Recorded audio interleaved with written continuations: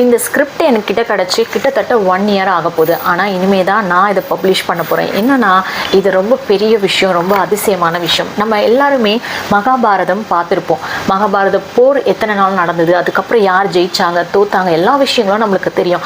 ஆனால் நீங்கள் இதை யோசிச்சு பார்த்துருக்கீங்களா? போர் நடந்து முடிஞ்சிடுச்சு, முடிஞ்ச பிறகு அந்த 5 பேர் என்னதான் ஆனாங்க, என்ன பண்ணாங்க அப்படின்றத நான் எந்த மூவிலையும் பார்க்கல, எந்த சீரியல்லையும் பார்க்கல. ஆனால் அதை தெரிஞ்சுக்கணுன்னு எனக்கு ரொம்ப ஆர்வம் இருந்தது.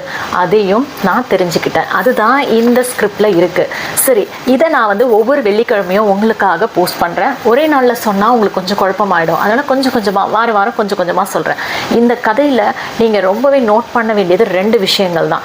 இந்த கதாபாத்திரங்களை நம்ம நல்லா தெரிஞ்சுக்கணும். கதாபாத்திரங்கள் பேர்லாம் தெரிஞ்ச குழப்பம் இல்லாமல் இருக்கும். அப்புறம் இந்த கதையை நான் சொல்லும் போதெல்லாம் உங்களோட வாழ்க்கை கூட நீங்கள் ஒப்பிட்டு பார்த்து உங்கள் வாழ்க்கையில் இருக்கக்கூடிய தவறான செயல்களை திருத்திக்கிட்டே வரணும். அதுக்காக தான் இந்த கதை.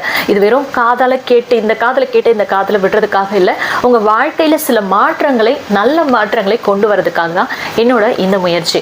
சரி, மகாபாரதம் போர் முடிஞ்சிருச்சு. 5 பேர் பாண்டவர்கள் ஜெயிச்சிட்டாங்க. ஜெயிச்சதுக்கப்புறம் அவங்க என்னப்பா பண்ணாங்க அப்படின்றத நம்ம தெரிஞ்சுக்க போகிறோம். இவங்க 5 பேரில் அவங்களுக்குள்ள ஒரே குழந்தை யாரு? அபிமன்யு. அவன் இறந்துட்டான்.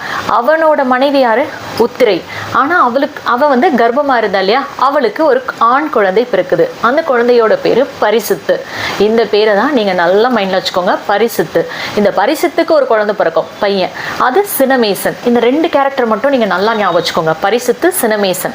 சரி, பரிசுத்து குழந்தை பிறந்துட்டான். பரிசுத்துன்ற குழந்தை பிறந்தாச்சு. குழந்தை பிறந்தோடனே நம்ம என்ன பண்ணுறோம்? இந்த காலத்தில் நம்ம என்ன பண்ணுறோம்? கருவில் இருக்கும் பொழுதே எந்த ஸ்கூலில் சேர்க்கலாம், இங்கே போட்டால் நல்லா படிப்பான், அப்படி இப்படி நம்ம எவ்வளோ டிஸ்கஷன் பண்ணுறோம். அதே மாதிரி தான் பரிசுத்து பிறந்த பிறகு அவனை குருகுல கல்விக்கு அனுப்புகிறாங்க.